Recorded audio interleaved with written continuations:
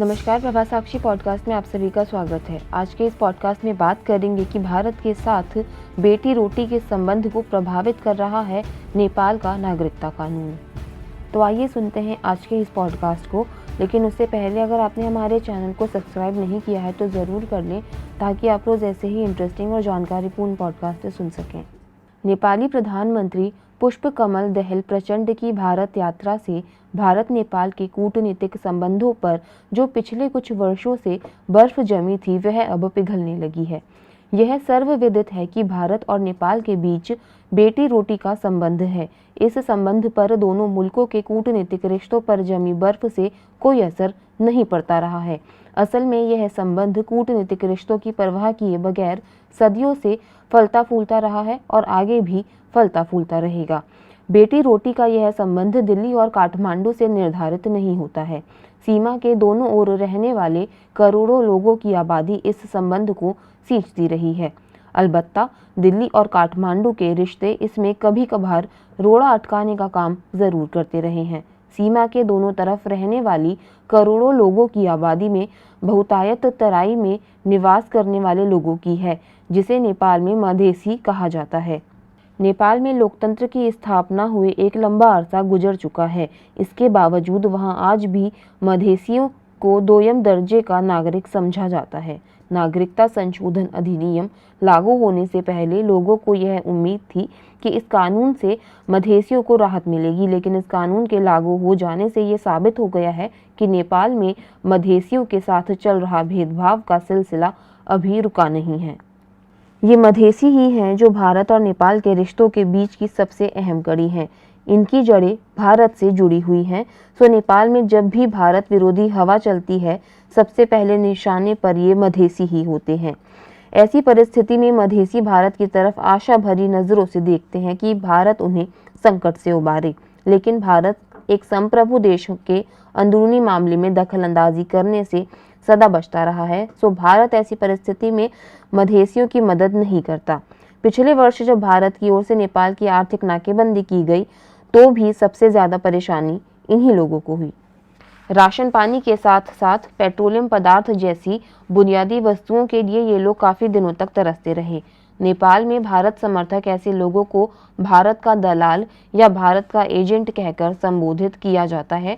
लेकिन मुझे यह याद नहीं कि नेपाल में चीन की हवा चलाने वाले लोगों को कभी इस हीन भावना से गुजरना पड़ा हो। ऐसे लोग सत्ता के शीर्ष पर हों या न हों, लेकिन समाज में हमेशा सम्मानित ही रहते हैं। हालांकि ऐसे लोगों को भी चीन के विस्तारवादी नीति परेशान करती रही है।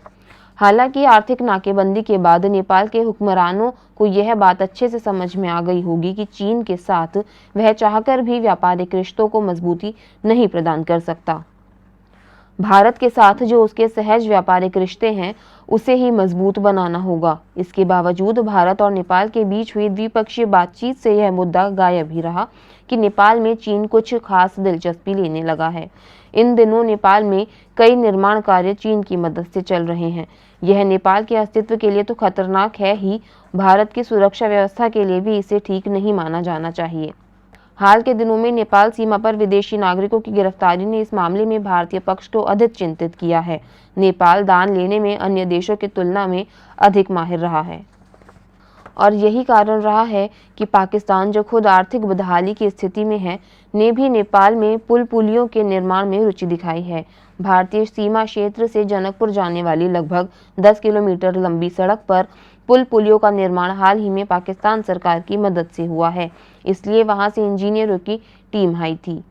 पाकिस्तान सरकार द्वारा नेपाल में पुल पुलियों का निर्माण करना नेपाल में आम बात हो सकती है, लेकिन भारत के लिए यह चिंताजनक है, क्योंकि खुली सीमा होने के कारण कोई भी आसानी से भारत में घुस सकता है और हमारी सुरक्षा व्यवस्था को खतरे में डाल सकता है।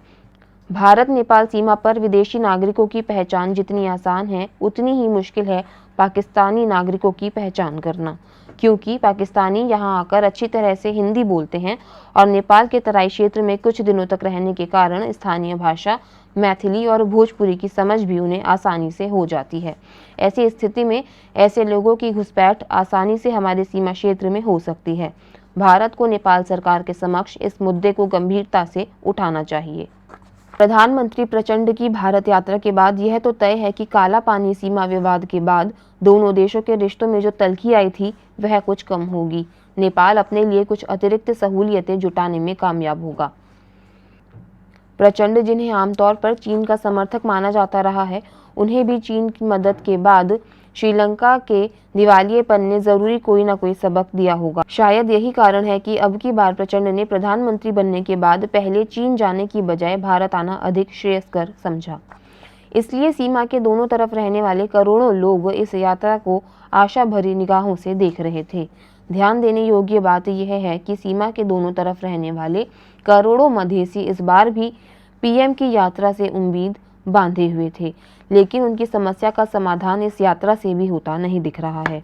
नागरिकता संशोधन विधेयक से जिन मधेसियों को उम्मीद थी, उस पर पानी फिर चुका है, क्योंकि नागरिकता विधेयक में संशोधन के नाम पर सिर्फ खाना पूर्ति की गई है। भारत से ब्याह कर नेपाल गई लाखों बेटियां आज भी नागरिकता के लिए नेपाल में दर दर की ठोकरें खा रही हैं। स्थानीय नागरिकता नहीं होने के कारण उन्हें वहां कई तरह की बुनियादी सुविधाओं से वंचित होना पड़ता है। हाल ही में नेपाली सांसद सीता देवी यादव के मामले में मधेसियों को हैरान परेशान कर दिया था। वे सांसद तो बन गई, लेकिन स्थायी नागरिकता नहीं होने के कारण उन्हें नेपाल के मंत्रिमंडल में शामिल नहीं किया गया। सीता देवी यादव का मायका मधुबनी जिले का एक सीमावर्ती गाँव है। सीता देवी जब 15 वर्ष की थी, तब उनकी शादी अपने घर से महज 6 किलोमीटर दूर नेपाल में करा दी गई। उनके पति चंद्रकांत यादव नेपाली कांग्रेस के कद्दावर नेता माने जाते थे, जिनकी हत्या वर्ष 2000 में कर दी गई थी। वे नेपाली कांग्रेस से सांसद निर्वाचित हुए और वहां के मंत्री भी बने। उनकी हत्या के बाद सीता देवी नेपाली राजनीति में सक्रिय हुई और नेपाली कांग्रेस से सांसद निर्वाचित हुई। इसके बावजूद उन्हें मंत्री बनने के लिए इसलिए रोक दिया गया क्योंकि उनके पास नेपाल की स्थायी नागरिकता नहीं थी। नेपाल ब्याह कर लाई गई भारतीय बेटियों के लिए नेपाल सरकार अस्थायी नागरिकता देती है, जिसकी मान्यता महज 7 साल की होती है। 7 साल के बाद भारतीय बेटियों को वहां की जो नागरिकता दी जाती है उसे अंगीकृत नागरिकता कहते हैं।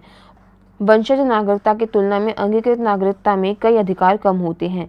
नए संशोधन के हिसाब से नेपाल ब्याह कर लाई गई विदेशी बेटियों को नेपाल में लगातार 7 साल रहना होगा और इसके बाद उन्हें अंगीकृत नागरिकता दी जाएगी। 7 साल के इस अवधि को कूलिंग पीरियड कहा गया है। नेपाल का यह कानून भारत नेपाल की बेटी रोटी संबंध को प्रभावित कर रहा है। दोनों देशों के बीच होने वाले विवाह के आंकड़ों में कमी आने लगी है। भारत के लोग यह नहीं चाहते कि शादी के बाद उनकी बेटियों को नागरिकता को लेकर फजीहत उठानी पड़े। दूसरी तरफ तस्करी और घुसपैठ को रोकने के लिए सीमा पर बरती जा रही चौकसी से भी लोगों का मन खट्टा होने लगा है, क्योंकि सीमा पर बरती जा रही चौकसी ने बारातियों की आवाजाही पर अंकुश लगाने का काम किया है। इसके लिए दोनों तरफ के सुरक्षा बल समान रूप से जिम्मेवार हैं। असल में बेटी रोटी के इस संबंध को दिल्ली और काठमांडू शिफ्ट करने की कोशिश की जा रही है। इस संबंध को वहीं रहने देना चाहिए जहां उसे होना चाहिए। दिल्ली और काठमांडू इस रिश्ते को प्रगाढ़ बनाने का काम करें। नागरिकता कानून जैसे जो बाधक तत्व हैं उसे मिलकर सुलझाएं और इस संबंध को फलने फूलने दें। आम और खास के बीच भारत नेपाल का यह संबंध सदियों पुराना है, सीता और राम के संबंध जैसा। यह संबंध जितना मजबूत होगा, जितना प्रगाढ़ होगा, उतना ही बढ़िया है। इन संबंधों के कारण काला पानी जैसे तल्खियां खुद ब खुद दूर होती जाएंगी। आज के लिए इतना ही। अगले पॉडकास्ट में किसी और मुद्दे पर देंगे आपको विस्तृत जानकारी। तब तक के लिए जुड़े रहें प्रभा साक्षी के साथ।